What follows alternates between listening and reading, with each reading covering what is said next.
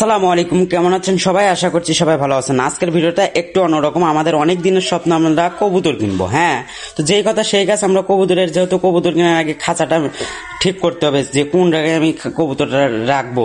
তো আমার যেহেতু খাঁচা ছিল না, তার জন্য আমি আমার ক্যামেরাম্যান হৃদয়ের আসলো ছিল, তার থেকে আমি সেই খাঁচাটা নিলাম। কবুতরের খোপ, 3টা খোপ। তো রাস্তার মধ্যে আবার আমার টিম সেনাবাহিনীকে পেয়ে গেলাম, তো ওদেরও কিছু নিলাম যে কাজ করার জন্য।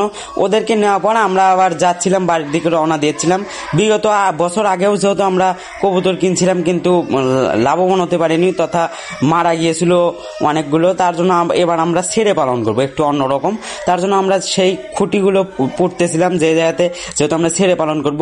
খুঁটিগুলো পোতা শেষ হলে হৃদয় ইসলাম সেইগুলোকে আবার বাঁধছিল, অর্থাৎ সেই সুতলি দিয়ে বাঁধা হচ্ছিল। এরপর ইট দিয়ে একটু সিলিয়ে দেওয়া হচ্ছিল যেন এটা যেন হাঁড়ে হয়। এরপর আমরা 3 খোপের কবুতরের খোপটা রাখবো। এবং কত জোড়া দিয়ে শুরু করলে কবুতরটা ভালো হবে অবশ্যই আপনারা জেনে থাকলে কমেন্টে জানিয়ে দেবেন।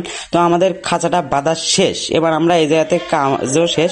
সবাই আমাদের জন্য দোয়া করবেন যেন সফলভাবে একজন খামারি হতে পারি। সবাই ভালো থাকবেন, সুস্থ থাকবেন। আসসালামু আলাইকুম।